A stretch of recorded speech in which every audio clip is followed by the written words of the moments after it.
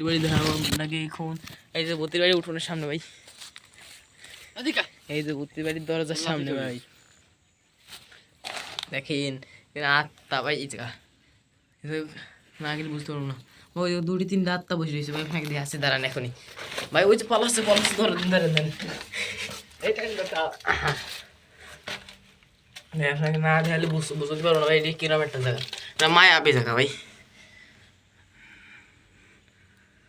ভাই ওই দরজার ওই ধারে যে যাবে সে কোনোদিন ফিরে আসতে পারবে না ভাই। এরকম একটা জায়গা, একটা মায়াবী জায়গা ভাই। এটাকে না আসলে বুঝবে না ভাই এটি কিরকম একটা জায়গা, ভয়ানক জায়গা। এই জায়গায় রাত্রেবেলা যে আসে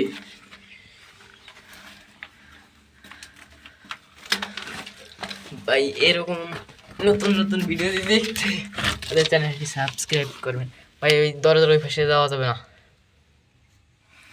ওই পাশে যে যায় সে আর জীবনে ফিরে আসতে পারেন না।